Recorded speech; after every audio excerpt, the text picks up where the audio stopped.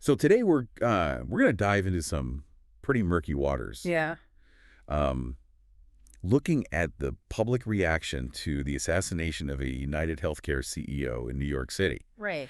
And you might be wondering where we're getting these reactions from. Yeah. We're not going to news outlets or opinion pieces. Right. We're going straight to the source. Okay. A Reddit thread, Wow. specifically on a sketch of the assassin. Interesting. A sketch, huh? Yeah. So it's fascinating how a simple piece of art like that Yeah. can ignite such a passionate discussion online.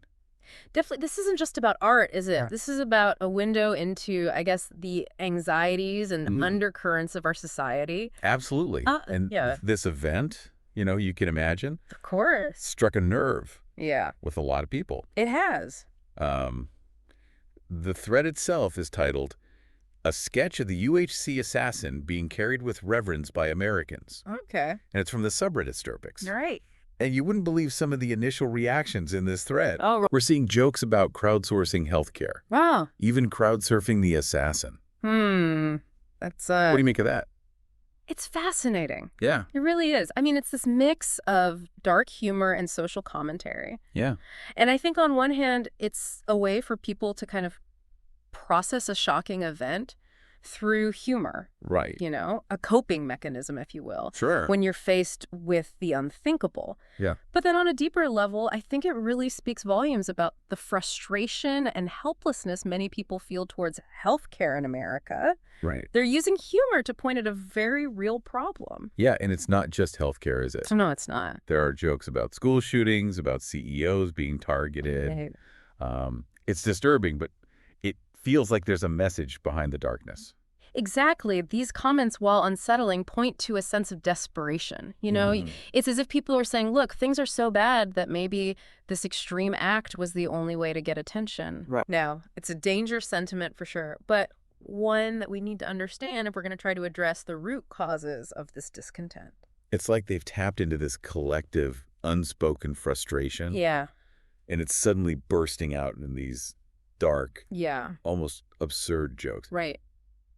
And you know what else is striking? What's that? There's this undercurrent of sympathy for the assassin. Oh, really? Some are even painting him as a hero, Wow. someone who was pushed to this extreme by a broken system. That's where this deep dive, I think, gets really interesting. Yeah. Remember the movie John Q? Yeah. A desperate father takes extreme measures to save his son's life because the healthcare system failed him. Right. This sentiment we're seeing in this Reddit thread echoes that same narrative. Yeah. This idea that the system is so broken it can drive individuals to desperate acts. There's one comment that really stuck with me. Okay. It said, he's not a hero, but he's a symptom. Like the Yeah. people are acknowledging the tragedy of the situation. Yeah. But they also see the assassin as a product of a larger societal failure. That's a powerful observation. Yeah. It forces us to ask what conditions create a climate where an act like this, even if it's condemned, Right. is viewed as a symptom rather than just an act of evil. Right. What does that say about the underlying pressures and frustrations that people are experiencing? And amidst all of this, Yeah. you have people who are digging into the assassin's past, Okay. speculating about his motives, his background. Right. Is he a political radical? Mhm. Did he suffer some personal tragedy? Hmm. It's a breeding ground for conspiracy theories. Of course, the human mind seeks patterns and explanations, Yeah. especially when we're confronted with chaos and tragedy. Yeah. And in the absence of clear answers, we try to fill the void with speculation, Right. with stories that help us make sense of the senseless. Right. But this urge to understand can sometimes lead us down a rabbit hole of misinformation, Yeah. especially in the age of social media where unfounded theories can spread like wildfire. And then there's this other layer Yeah. where people are worried about potential media manipulation, attempts to demonize the assassin, Right. dig up dirt from his past to try to discredit him, maybe even deflect attention from the systemic issues that led to this act in the first place. This speaks to a deep-seated distrust of institutions, particularly the media. Yeah. Many believe that the media often prioritizes sensationalism Right. or protecting the status quo Yeah. over presenting a nuanced, balanced perspective. Right. They fear that the narrative surrounding the assassin will be shaped not by truth, but by whatever serves a particular agenda. Yeah, it's a valid concern. It is. We see that a lot these days. Big arrow. And it's something to keep in mind as we kind of dig deeper into It's this. definitely something to be aware of. All right, so let's move on and talk about. Okay. Makes you wonder, though, doesn't it? Yeah. How much do we let an individual's past define their actions? Right. Especially in a charged situation like this? Can we or should we even try to separate the person from the act? That's a tough question. It is. No easy answers. No. And while we're trying to figure out who this guy was and what motivated him, Yeah. there's this other conversation happening in the thread. Oh, yeah. This tension between hope and fear. Right. Some people are saying maybe this will finally be the wake-up call Yeah. that forces real change in healthcare. Right. But then others are worried about the consequences. Yeah. About corporations tightening security, cracking down on any kind of dissent. That duality, I think, is inherent in any kind of social upheaval. Yeah. The desire for change often comes bundled with fear of unintended consequences. Right. Progress can be messy. Yeah. And the path forward is rarely clear-cut. Right. It makes you think, are we as a society willing to face those potential costs in pursuit of a better system? It's a heavy question. It is. But even with all the uncertainty, there's no denying the assassin is becoming a symbol. A symbol, huh? Yeah, he's being called a hero, a martyr, a representation of resistance against corporate greed and a failing system. It's strange, isn't it? It is. This level of public support for an act of violence. Yeah, it is strange. It speaks to the power of symbols, I think. How a single act can embody a complex web of emotions and grievances. Yeah. Think about it. The assassin, regardless of his actual intentions, Right. has become a blank canvas Yeah. onto which people are projecting their own hopes and fears about the future. Right. He's become larger than himself, a representation of something much bigger. And that future that seems to be weighing heavily on people's minds. Yeah. So many comments in the thread reflect this deep anxiety about the direction we're heading in. Healthcare is just one piece of it. Right. There's fear about the growing divide between the rich and the poor. A sense that the system is rigged against everyday people. This assassination isn't happening in a vacuum. No. It's a symptom of deeper societal ills. Right. A manifestation of frustrations that have been building for years. Yeah. It's forcing us to confront some uncomfortable truths about ourselves. Right. About the systems we've created and whether they're truly serving the people they're supposed to. You know, it's interesting. Yeah. There are some parallels here to the assassination of Shinzo Abe a few years ago. Oh, really? Do you remember that? I do. There was that same initial shock, Yeah. followed by this unexpected wave of public sympathy for the assassin. Right. And a lot of it was fueled by these perceptions of corruption and injustice. This feeling that the system wasn't working for ordinary people. It's fascinating how, in both cases, learning more about the assassin's background actually seemed to strengthen the cause for some people. Right. It really challenges that traditional narrative of simply demonizing anyone who commits an act of violence. Yeah. It forces us to acknowledge the complexities of human motivation, Right. the idea that even deeply flawed individuals can act as catalysts for change, Yeah. even if unintentionally. It's a very unsettling idea. It is. But it makes you think, right?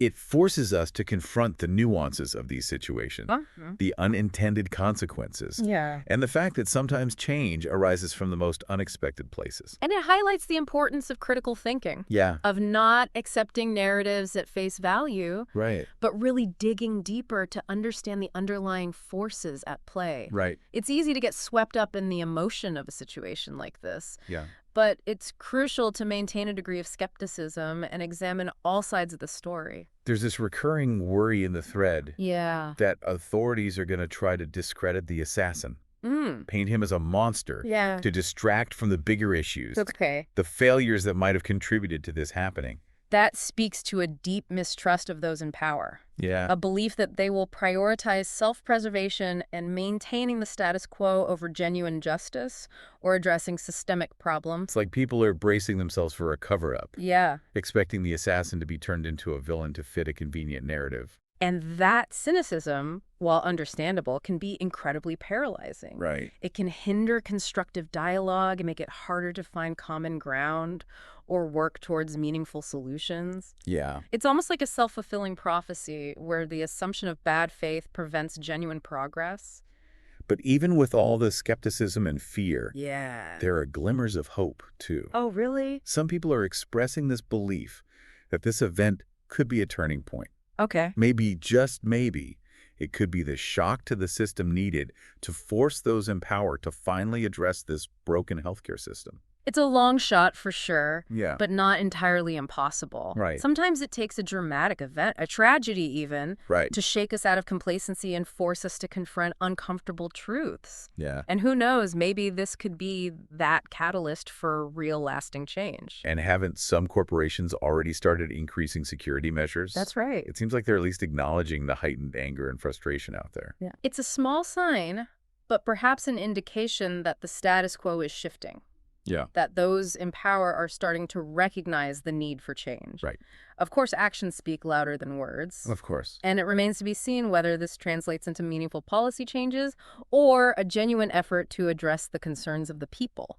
There's a lot of talk about jury nullification in the thread. Jury nullification. Yeah, the idea that a jury could choose to acquit the assassin. Right. Even if he's found guilty, according to the law. Okay. It's a controversial concept. It is. But it highlights this tension between legal justice and moral justice, doesn't it? It absolutely does. This case raises some fundamental questions about the purpose of our justice system. Yeah. Is it solely about enforcing the letter of the law? Right. Or is it also about achieving a sense of fairness and addressing the underlying societal problems that contribute to crime? Yeah. And what happens when those two goals come into conflict? Right. It's a question that philosophers have grappled with for centuries, Yeah. and one that we as a society need to continue to debate. It's a question that goes beyond this particular case. Right. It's about the limits of the law, Yeah. the complexities of human motivation, and the potential consequences of seeking justice outside of established systems. One comment I saw described this whole situation as future tense shit. It's as if we've stepped into some dystopian novel where reality and fiction have become blurred. It does feel that way, doesn't it? It does. Like we're on the edge of something. Yeah. A world where desperation and anger are reaching a boiling point, where traditional systems are failing to meet basic human needs. Right. And violence is increasingly seen as a viable option. Yeah. It's unsettling. It's easy to dismiss it as mere fantasy. Yeah. But the seeds of that dystopia are already present in our society. Right. The rising inequality, the erosion of trust in institutions, Yeah. the increasing polarization of political discourse. Right. These are all warning signs that we need to heed. It's a stark reminder that the future isn't set in stone. It isn't. The choices we make today, both individually and collectively, will determine what tomorrow looks like. Absolutely. And this exploration of a Reddit thread, Yeah. this deep dive into a seemingly isolated event, Right. has shown us that beneath the surface of everyday life, Uh-huh. there are powerful currents at play. Yeah. Currents that could steer us towards a brighter future Right. or a much darker one. Exactly. And that choice ultimately lies with us. It does feel like we're witnessing some kind of cultural shift. Yeah. Like the old narratives are being challenged. Yeah. And new ones are emerging. It's true. I mean, the idea that a CEO could be assassinated Right. and part of the public would actually celebrate it, Yeah. that's something that would have been unthinkable a few years ago. They really would have. It's a sign of the times, though. Yeah. A reflection of the growing disillusionment with those in power, with corporate greed, with this ever-widening gap between the haves and have-nots. The old rules, the old systems, they don't seem to be working anymore, and people are looking for new ways to express their anger and frustration. And the internet has become this breeding ground for those expressions. It has. A space where people can connect with others who share their views, Yeah. amplify their voices, and challenge the dominant narrative. Right. It's given a voice to the voiceless, Right. for better or for worse. And you see that fear in the thread, this worry about retaliation. Right.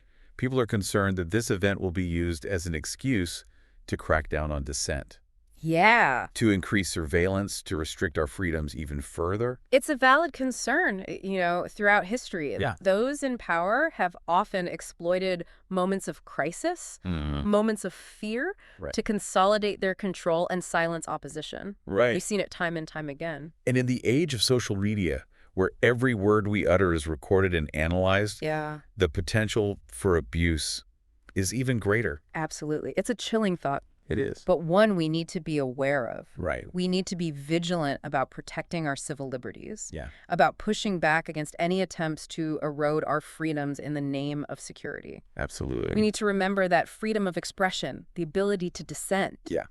these are the cornerstones of a healthy democracy.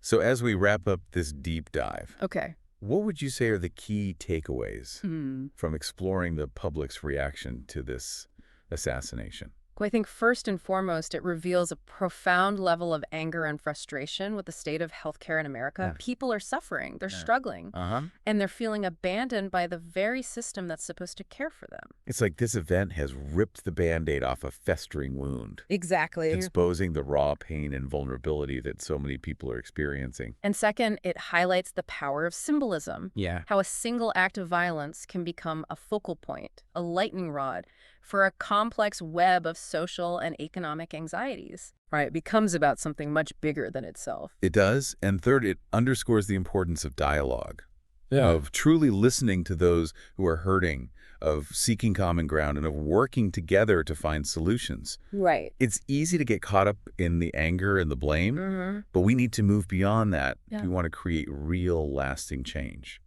It's a reminder that we're all in this together, We are. even when we disagree. Precisely. And finally, it reminds us that we're living in a time of unprecedented change. Yeah.